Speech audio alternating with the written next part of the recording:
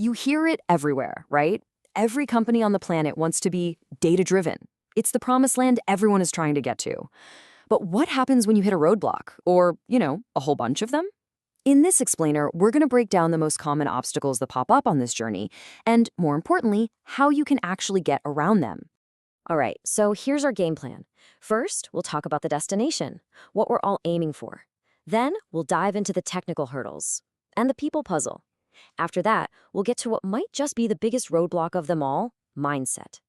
And finally, we'll map out how to pave the road ahead. So, let's get into it. So, first things first, the data-driven destination. Before we start talking about all the problems and the headaches, let's get super clear on the prize. Why is this journey so critical in the first place? Why does everyone want to get there? And this image, well, it really nails the core idea, doesn't it? It's all about taking this giant, swirling mess of raw information and funneling it through incredible tools like AI and machine learning, so you can turn it into these crystal clear, winning insights. It sounds simple, but in practice, it is incredibly powerful. And believe me, the rewards for actually making it to this destination are huge. I mean, we're talking about real, tangible stuff, like cutting expenses and getting new services out the door way faster. But it's also about the bigger picture, right? It's about building a culture that truly runs on data, unlocking totally new ways to innovate, and even dreaming up brand new products you couldn't have imagined before. Okay, now for the first major set of roadblocks, the technical hurdles. This is where things can get really tricky really fast. It's time to talk about wrangling all that raw material. And the first, most obvious problem is just the insane amount of data. It's a total explosion. We are creating more information now than at any point in human history. And get this, a huge chunk of it is unstructured. We're talking photos, videos, social media posts, emails.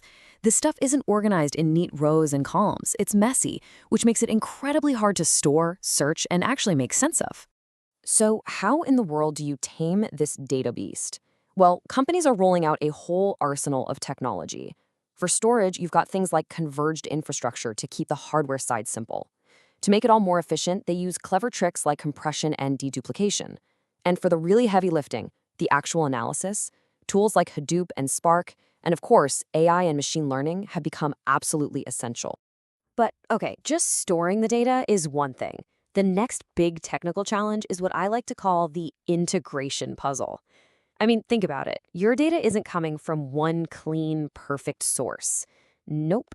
It's flooding in from everywhere. Your internal apps, social media, customer emails. Trying to stitch all of that together into one clear picture, it's a massive and, frankly, often messy job. And that messy puzzle leads right into the next roadblock, a serious trust deficit. What happens when your different systems tell you different stories? You've probably seen this. The sales system says you made X amount yesterday, but the finance system says you made Y. So who's right? If you can't trust your data, you can't make decisions with it.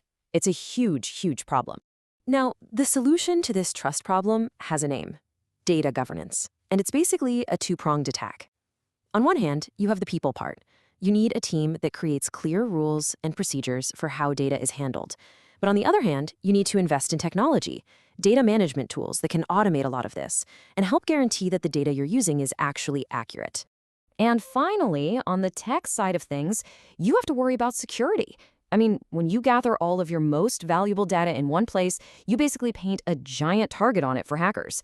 So you have to layer on protections like encryption, which, you guessed it, adds yet another layer of complexity to the whole thing. Okay, so we've waded through the technical challenges. But as we're about to see, all the best tools in the world won't get you very far on their own. Technology is only half the battle. Let's move on to the next major roadblock, solving the people puzzle. Because let's be real, the technology doesn't find insights by itself.